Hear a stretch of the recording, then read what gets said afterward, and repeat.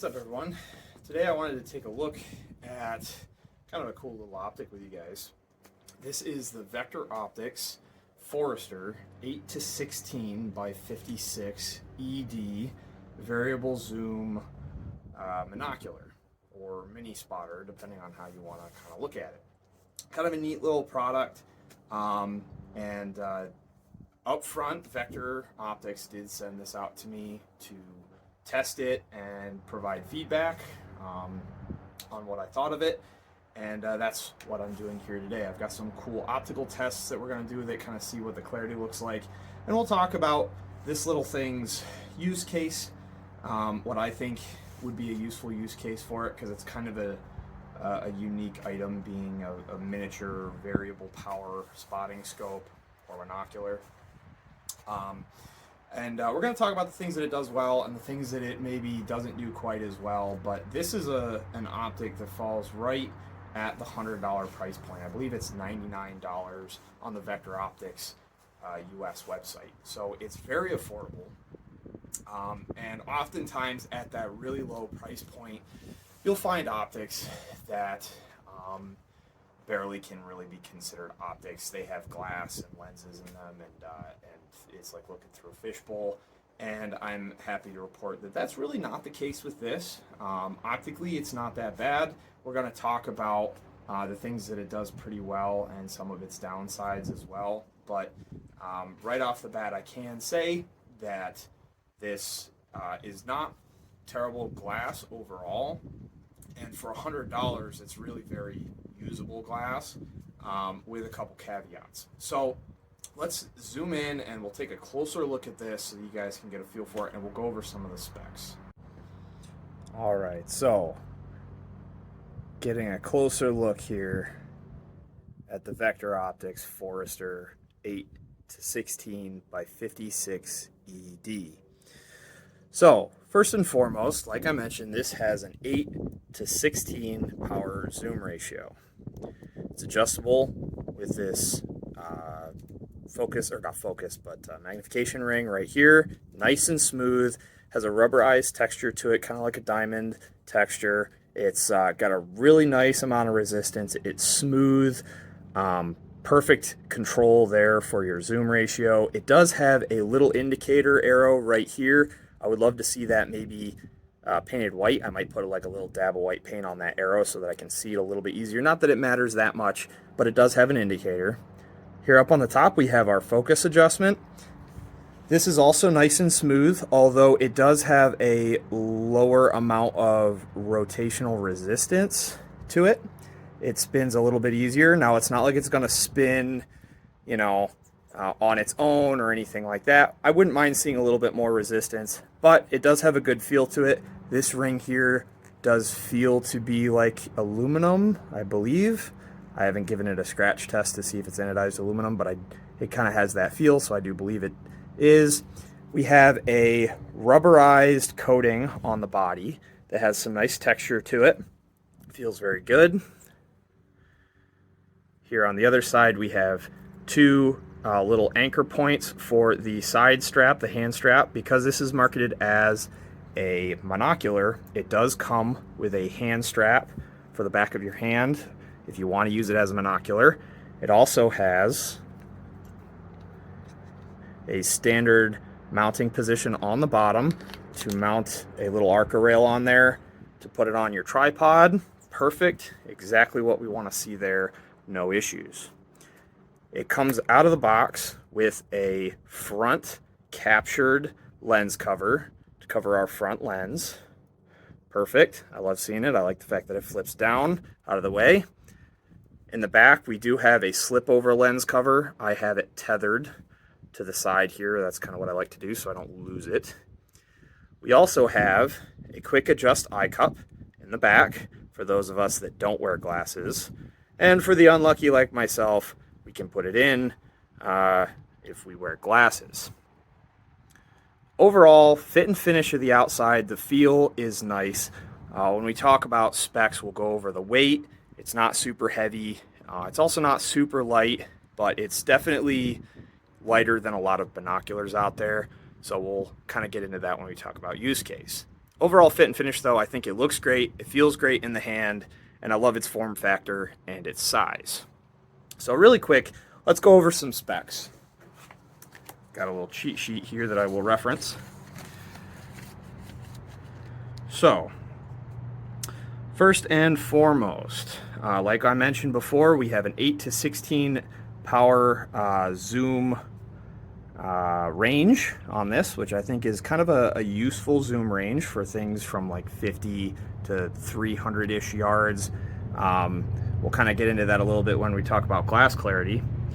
Vector lists the exit pupil for this optic on their website at 19 to 16 millimeters, which does not make sense to me. That's kind of an unusual, I think that must be a misprint perhaps, because that value does not make sense. Somewhere around like the 3 to 7 millimeter range makes much more sense because the human eye dilates up to like 7 millimeters. So that's usually the max that you'll see. So take that value with a grain of salt. Field of view. So they list the field of view at 8 power at 1,000 yards as 225 feet.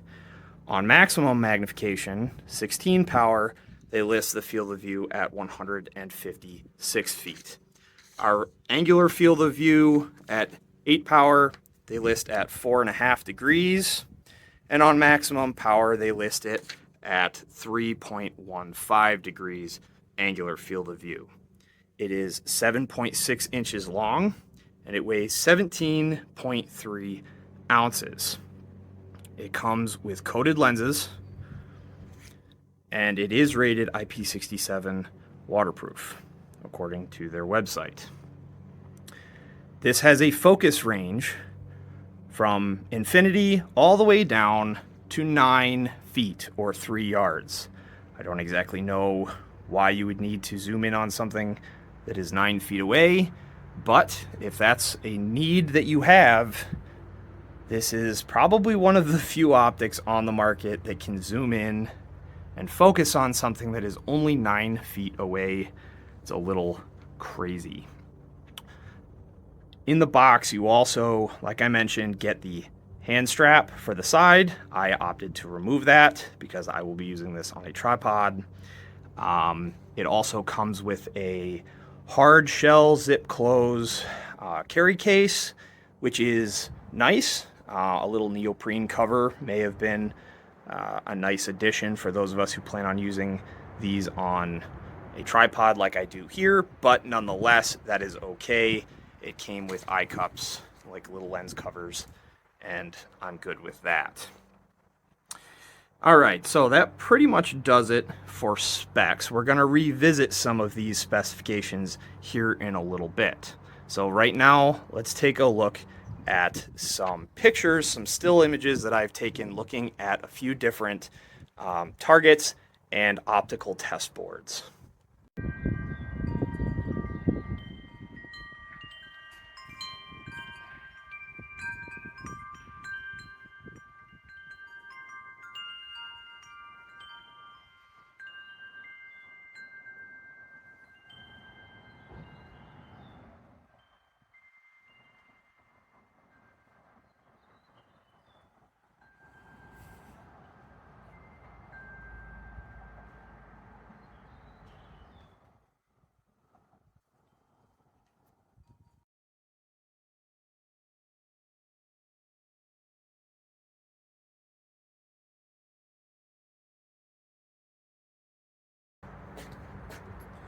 So let's talk about the glass clarity and some of the caveats that come with the optical quality of this Forrester 8 to 16 by 56 monocular. So overall, glass clarity I consider to be pretty good for the price. It's not perfect. There is some edge-to-edge clarity that is lacking a little bit as you start viewing out towards the edges of the image. You start seeing some distortion of the image and some blurriness begin to happen. But in the center viewing area, you're able with the focus ring or the focus adjustment to zero in and get a very decent image, especially given the low price point of this optic. So I have to give it marks for at least being able to achieve a decent degree of resolution and clarity. It's not phenomenal, it's not perfect, but for $100, it's absolutely usable. Along with that, chromatic aberration is present. I would be absolutely amazed if it was not present, especially anywhere near this price point. You're going to have a certain degree of chromatic aberration, but it's not terrible. It's present in areas of high contrast with a lot of incoming light reflecting off of a light surface. You can see it in some of the still images that I have here looking at some of the target boards. And it's visible, it's there, but it's not hugely detrimental. It certainly is not making the image useless. It's about on par with what I see with most optics that are like in that $400, $500 range. So as far as chromatic aberration is concerned, I'll say that I think it punches above its price point in that regard. Clarity wise, I think that it also punches above its price point, and compares pretty decently to some optics that are a little bit more expensive. Right here I have a set of Vortex Crossfire HD 10 by 50 binoculars. These are really great budget conscious binoculars. They have great field of view, they have great color transmission, they have great light transmission, and they produce a really nice image pretty much throughout the entire viewing range of the image, which is nice. You have pretty decent edge-to-edge clarity. These price is going to vary a little bit for the HD version of these binoculars, but I believe you can pretty easily find them under the $200 range if you look around, especially on sale. And I think they're probably one of the better sets of binoculars that you can get in that price range.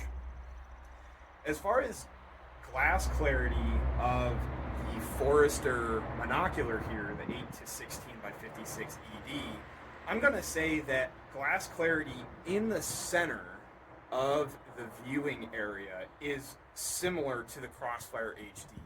Now, this is 8 to 16 power. These binoculars are locked at 10 power, but when I put the monocular on 10 power and compare against the eyesight test board that I have out there, I'm able to pretty easily read the eighth line of the eighth line of letters very easily. I can focus in on it and I can read it out here at about 100 yards.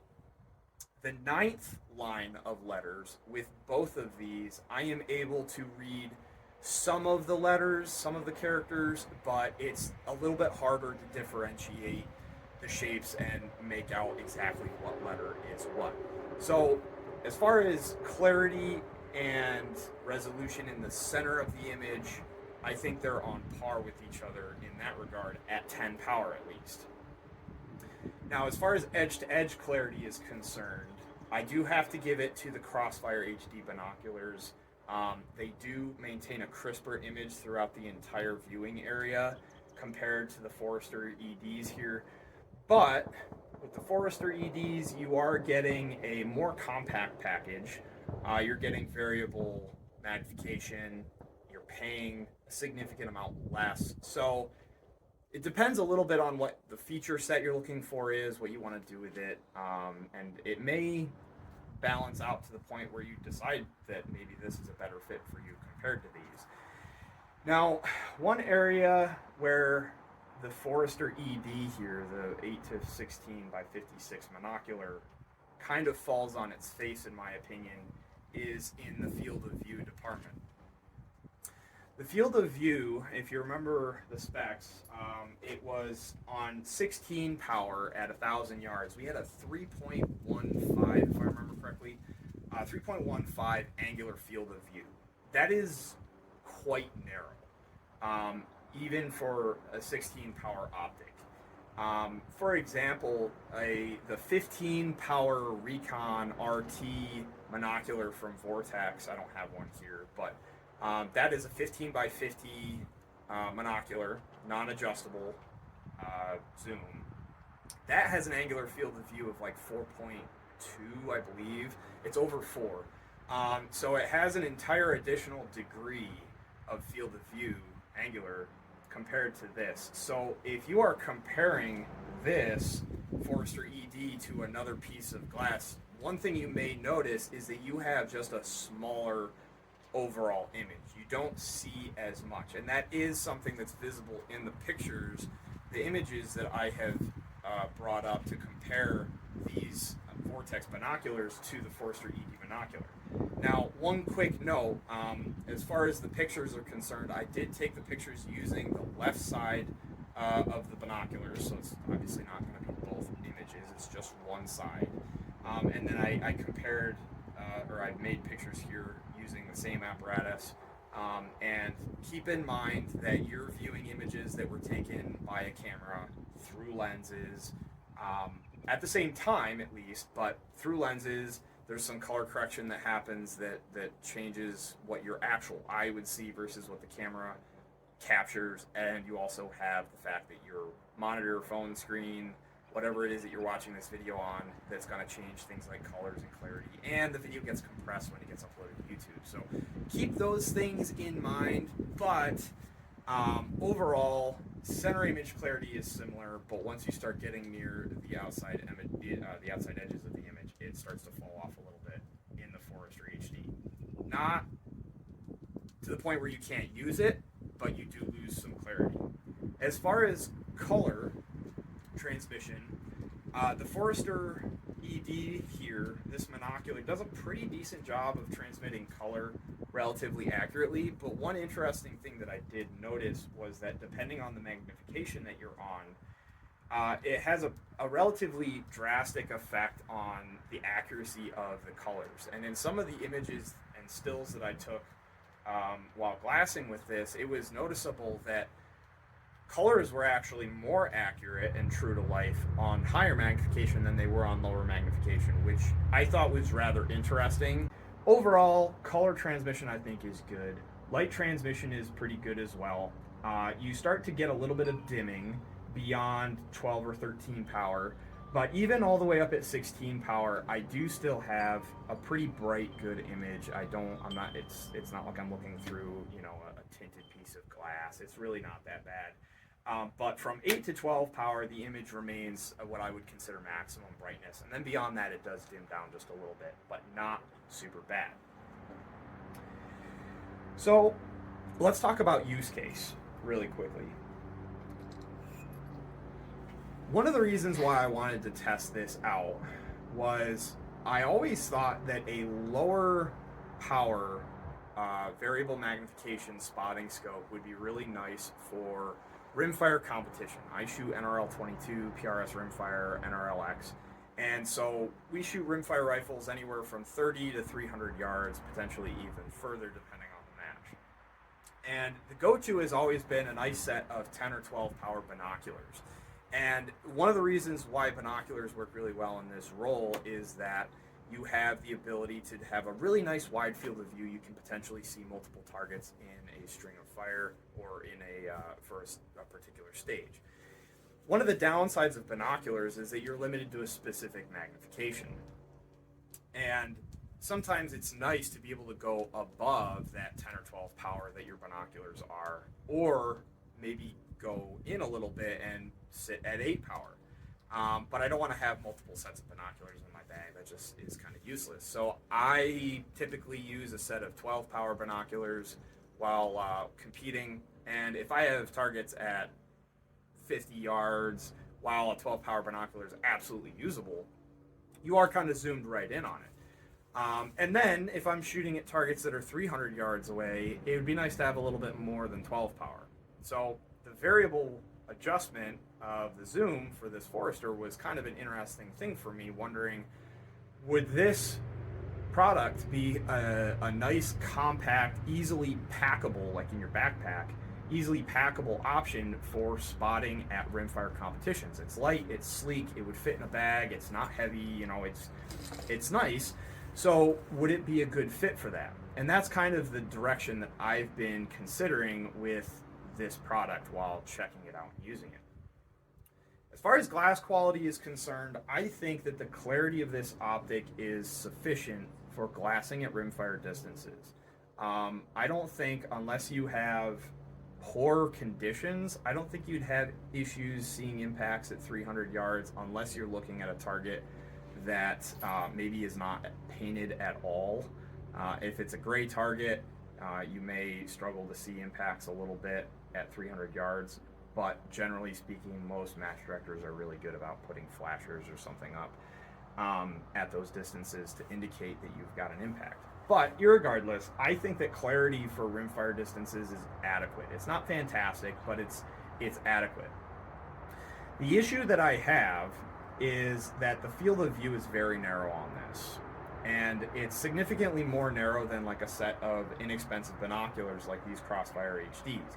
Now these are more expensive than the Vector Optics monocle here. And you're also using both of your eyes to get two separate images. And so that does kind of help with seeing a lot. But even just comparing one side of these binoculars to the Forester HD makes it obvious that there is a pretty significant difference in the field of view between the two. You just plain see more things downrange with these Crossfire HDs than you would with this Forester HD. Now, does that mean that this is not a good option? No, I still think that this is potentially a good option, but it's something that you should be aware of when deciding what piece of equipment you might choose to get started spotting at rimfire competitions. Especially seeing as you may be transitioning between targets on the same stage, having that wider field of view is pretty nice. So keep that in mind. Even though we have a 56mm objective here, it hasn't really translated into a big field of view. All right, because one of the things that I've kind of considered a potential use case for this was rimfire competition, I figured let's look at some rimfire impacts. This is just a little piano key at 100 yards. I will say trying to get my camera to focus specifically on the target has been a little bit tricky because we have multiple different distances with a berm behind it and whatnot. So take that with a little grain of salt. It is different looking at it through your eye, but nonetheless, I wanted to give you an idea of what it might look like. So, see if I can hit anything. I'm just using cheap ammo today. Okay, a little bit of left to right mirage there.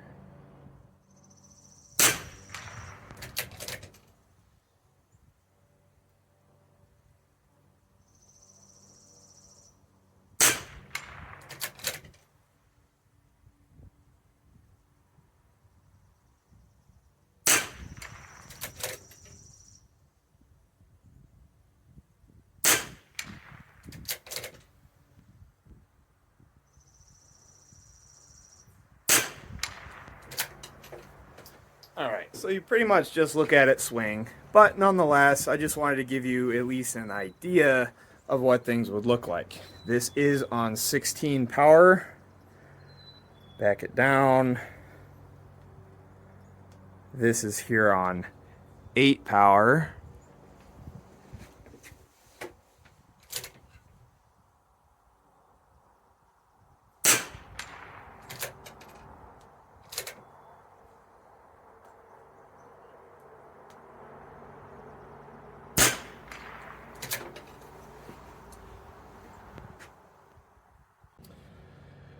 All right, so closing thoughts. I think that for $100, if you're looking for a variable power spotting solution that's really compact, I don't really know that there's a whole lot on the market that really competes. I'm sure there's some things out there that I haven't played around with, but in the lower magnification range, like 8 to 16 power, there's a lot of Chinese optics out there, not that dissimilar from the Vector Optics Forester here, but this one does work. If you have $100 to play with and you need a spotting solution and you really want to have variable magnification, I think that this might be one worth looking into. So for the use case of rimfire competition spotting, I do think that this could be a viable option, especially for somebody who needs a really budget solution that's very compact I think that this will work for you. I think it's a viable purchase. It does absolutely work. Um, and it is cool. I'm gonna continue using it, playing around with it. This might actually be something that I also take out hunting on the rare occasion that I end up hunting. It's been a bit, been awfully busy lately, but this would be something that would fit in a backpack or in like a coat pocket very easily. And it's more compact than a set of binoculars. And I have the ability to vary my magnification. So there's that potential use case as well for hunting applications, depending on the distances that you are hunting within. If Vector, like I said, if they ever do a Gen 2 version of this and they maybe improve the glass a bit and improve the field of view, hopefully significantly if they ever do, I would love to check out the second version because I think it would, with those improvements, be a really, really nifty option for a compact spotting solution. So if you have a set of these, comment down in the comment section below and let me know what you think of them. And I'm curious if other people are seeing similar things that I am with this one. Just as another final clarification, Vector did send this out to me. I did not pay for it, but I am in no way affiliated with Vector in terms of I don't receive a paycheck from them. I do not get paid for this review. None of that is happening. This is 100% my feelings, my findings, and my opinions. So take them as you will. So stay safe out there, keep your chambers clean, and I'll see you in the next one.